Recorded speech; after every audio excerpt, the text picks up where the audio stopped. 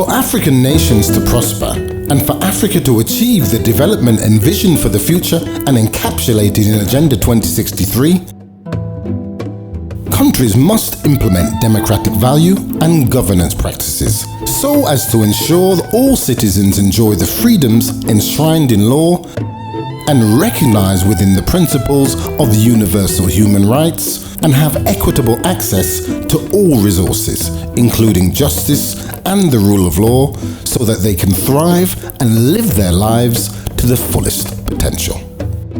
The vision for an Africa whose development is premised on good governance, where there is respect for human rights, justice and the rule of law, is founded on the African Charter of Human and People's Rights, which recognizes that development cannot be disassociated from civil, political, economic, social and cultural rights, and all these rights must be present for societies to grow.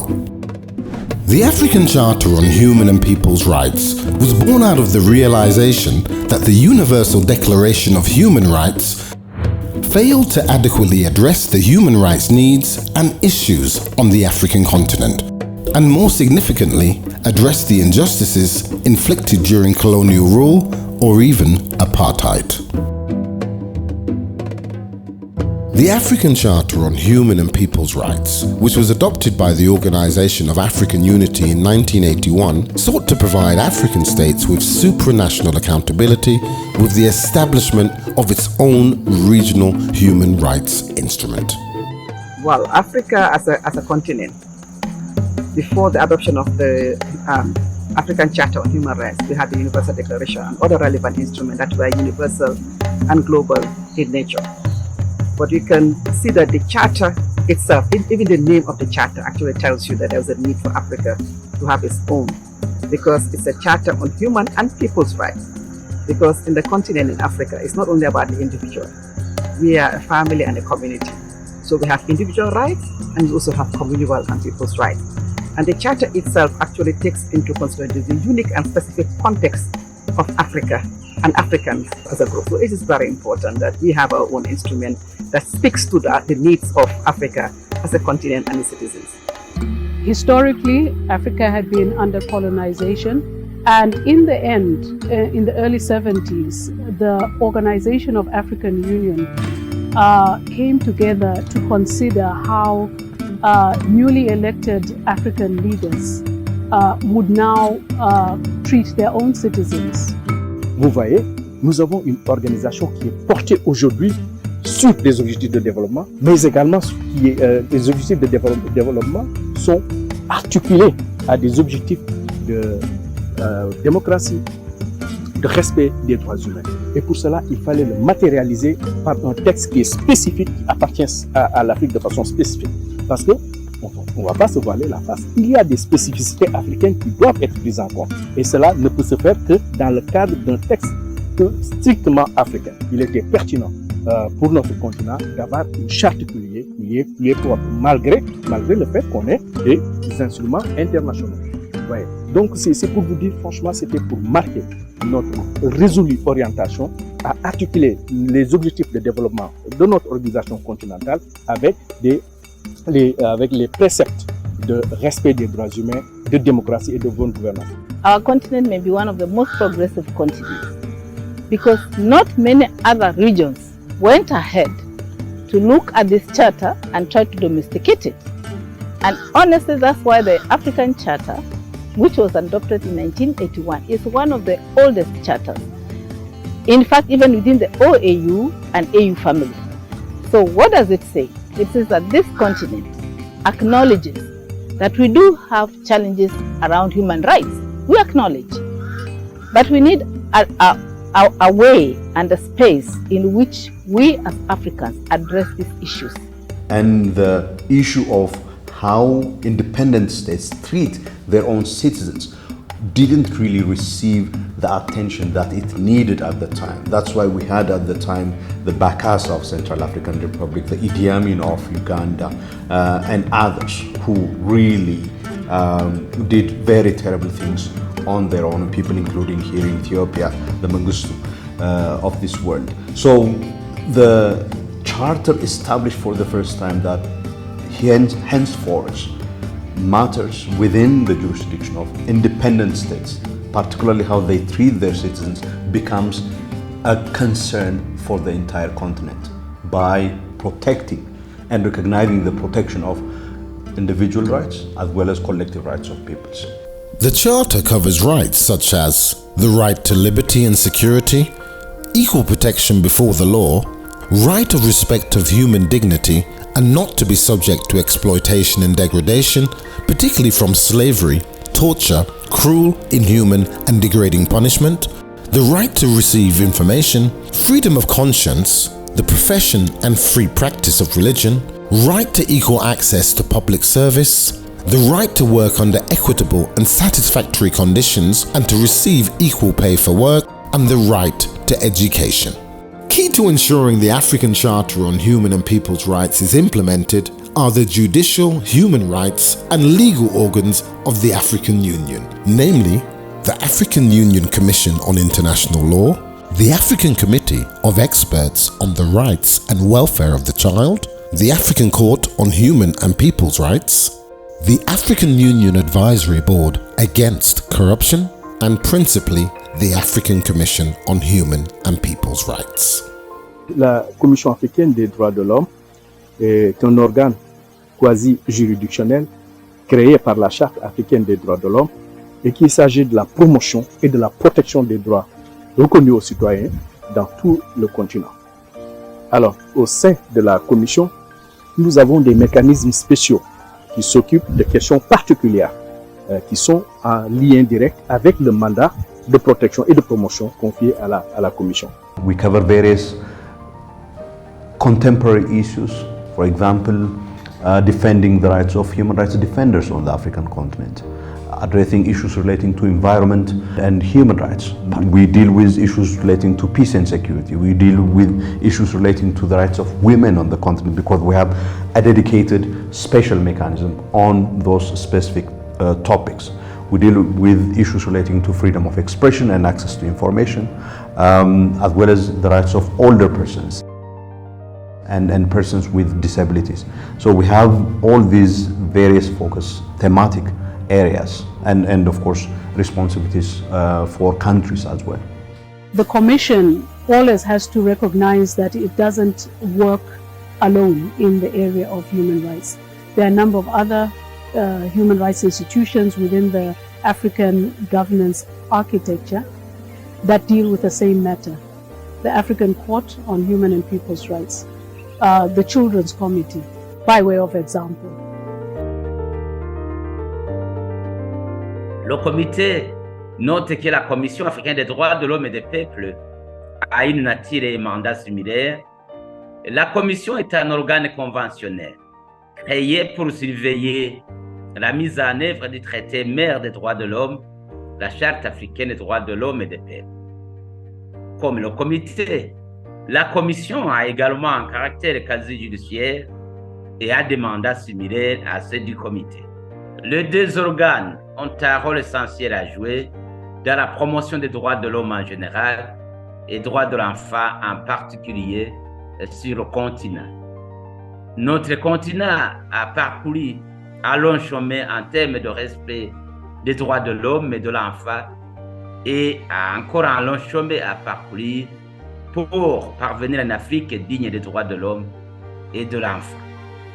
The African Commission on Human and People's Rights this year bears the responsibility of being the chairperson of the African governance architecture.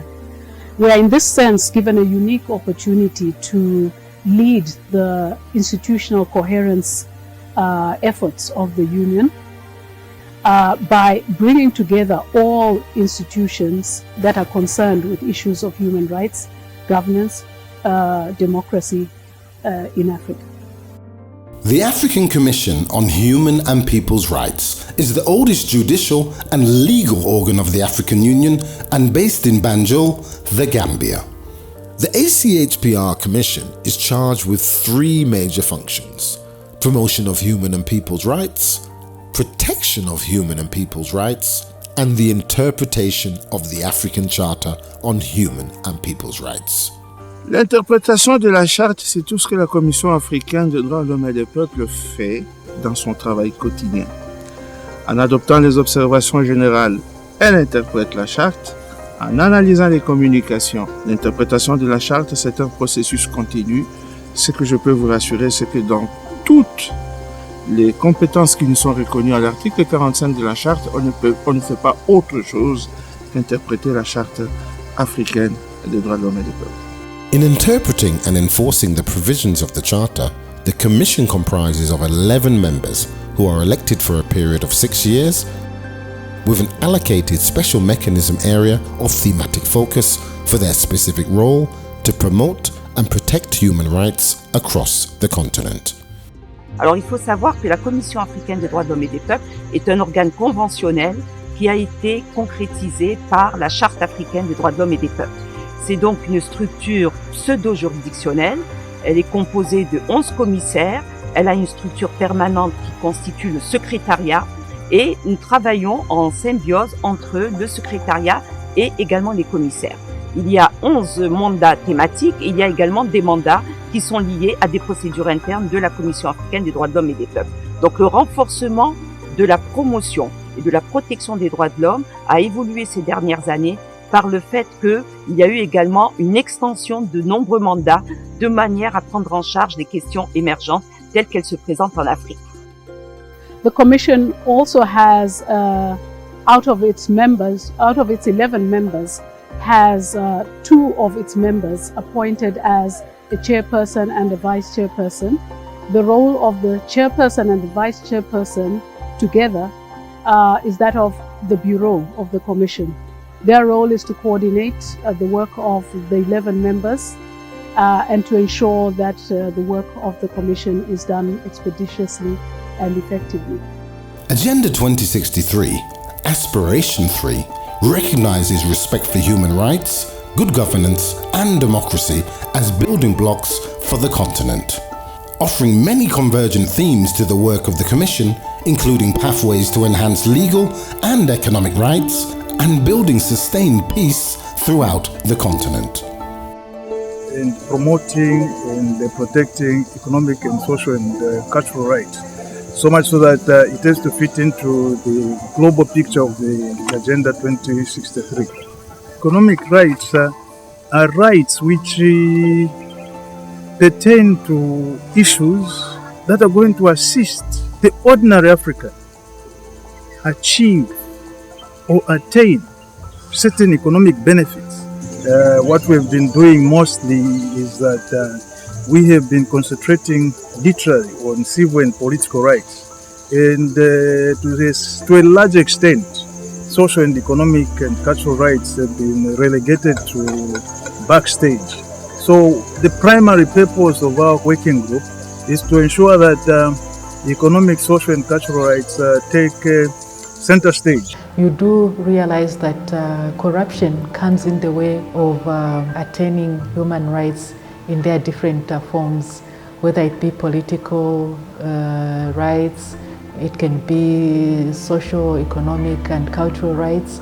If corruption is allowed to fester in any country, it means people cannot freely access their human rights. And when you look at the convention, our convention, it also calls upon us to be able to form partnerships with the African Commission on Human and People's Rights. Let me give an example.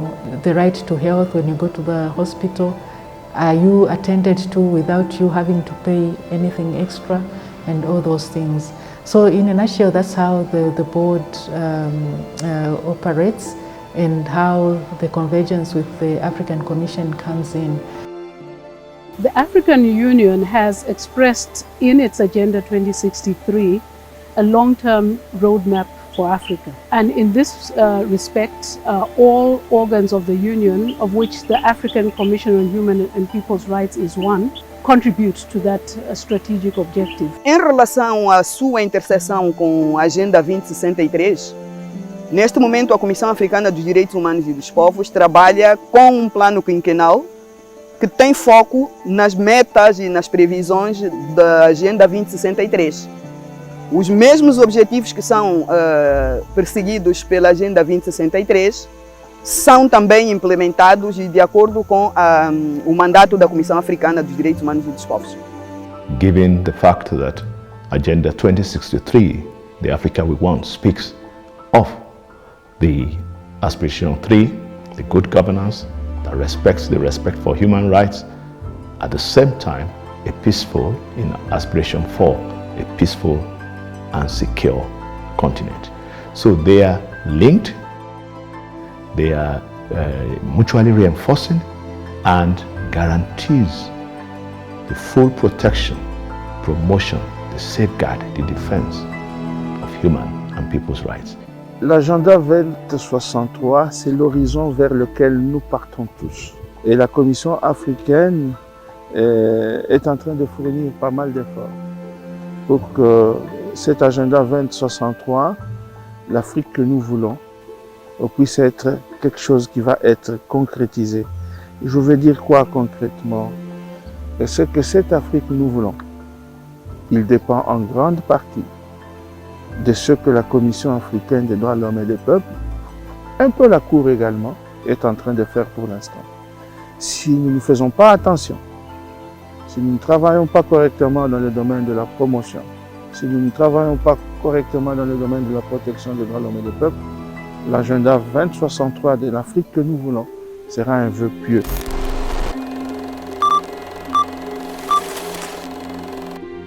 With the Charter being established 4 decades previously, the Commission's mandate and work has had to evolve to tackle contemporary human rights challenges on the continent today, such as deadly militarization of pandemic responses, the shrinking of civil and political spaces, forging legal frameworks on the abolition of the death penalty, and strengthening the responsibility to protect all Africans against extrajudicial killings or even genocide. Initially, much of the focus was in having the rights enshrined in the Charter getting accepted. So building, if you like, a constituency for the rights in the African Charter, indeed building, so to speak, a community of practice of human rights on the African continent. Over the years, in response to various developments on the continent, for example, in response to what happened in Rwanda in 1994, in response to that, the Commission, for example, came to establish a rapporteur on the right to life and prevention of extrajudicial killings and executions. That was, part of the evolution of the Commission.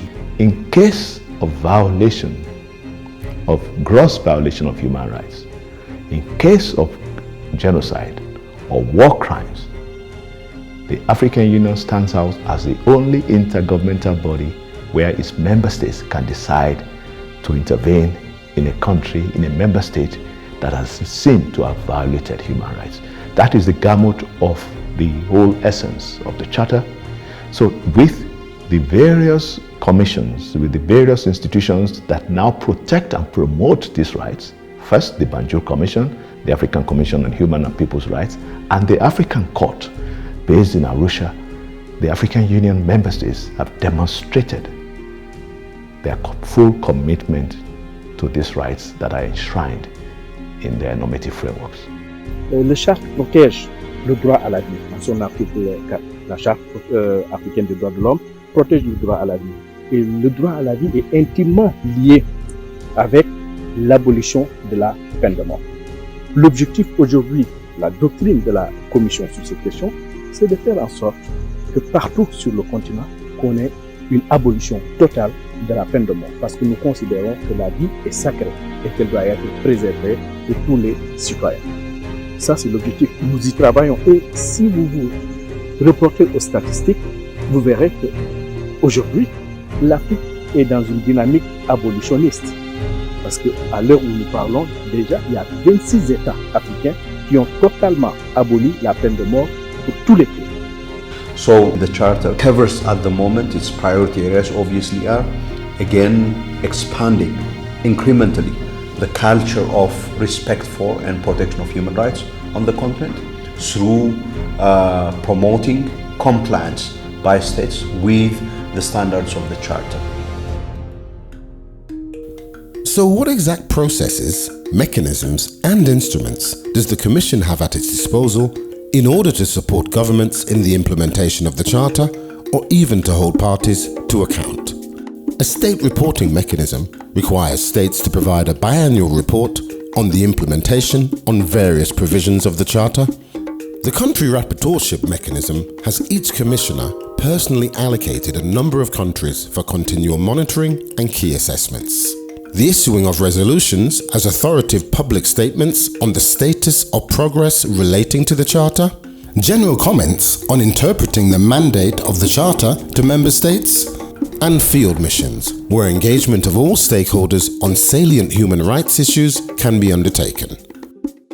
Broadly speaking, obviously our principal instrument, one has to do with persuasion. We have to engage in advocacy and campaign in order to press upon states and persuade them so that they live up to the standards that they have committed under the African Charter on Human and People's Rights. And these persuasive engagements take the form of, it can be diplomatic initiatives of various kinds, dialogue with member states, sending various communications in order to draw their attention to things that we would like to get done. We also have what we consider to be mobilization of public opinion, which is also critical in terms of really shedding light on some of the worst manifestations of human rights violations.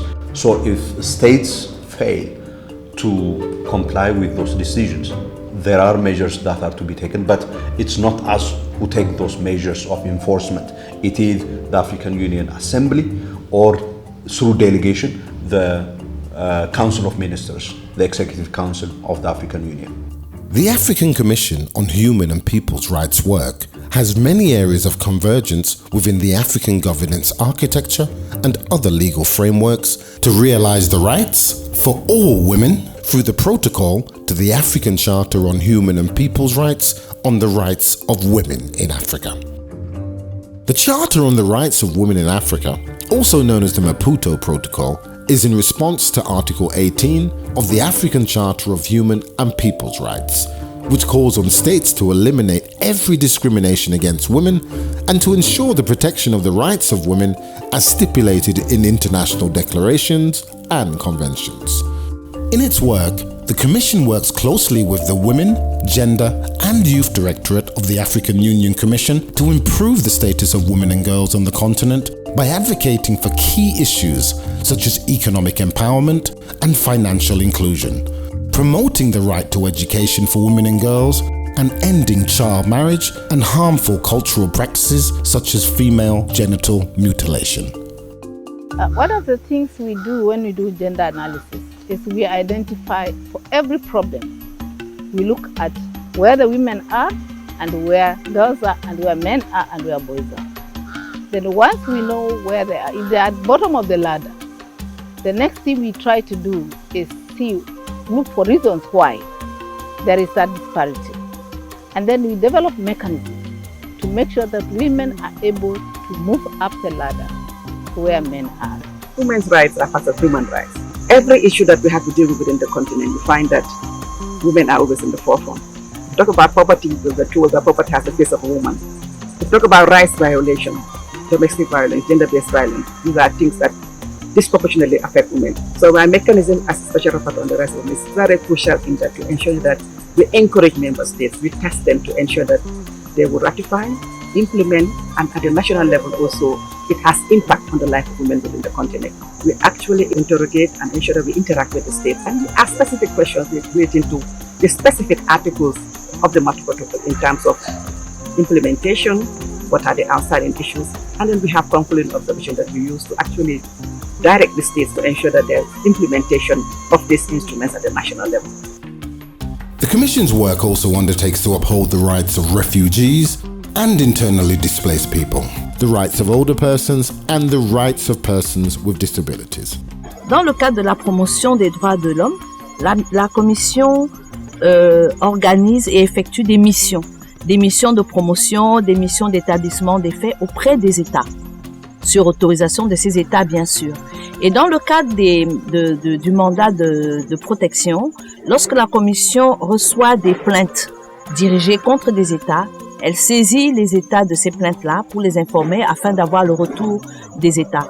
Et plus particulièrement, dans le cadre du mécanisme que je préside, le groupe de travail sur les droits des personnes âgées et des personnes handicapées, la Commission a piloté le processus de rédaction des 2 protocoles qui protègent ces 2 catégories vulnérables.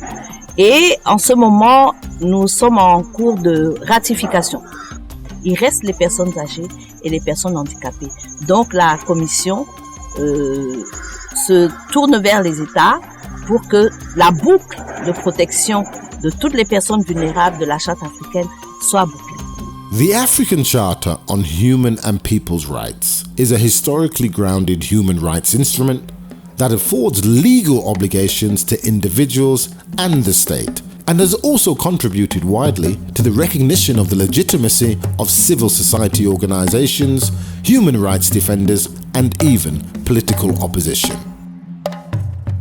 As Africa marches towards its economic and political ambitions envisioned in Agenda 2063, the need to address challenges and to uphold human rights principles on the continent as enshrined in the Charter will remain a crucible of the African Commission's work to deliver for all its citizens. One thing that we can celebrate as a Commission is that at least we've been able to ensure that there's visibility with regard to rights emanating from the Charter and the Protocol. And member states now pay attention to the work we do.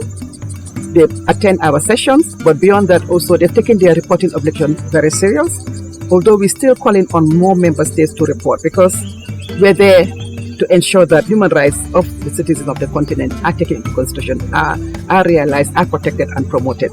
And therefore today we have reached a point where there is no debate about whether or not Africans are entitled to and therefore deserved of human rights. There is no debate about that, all right?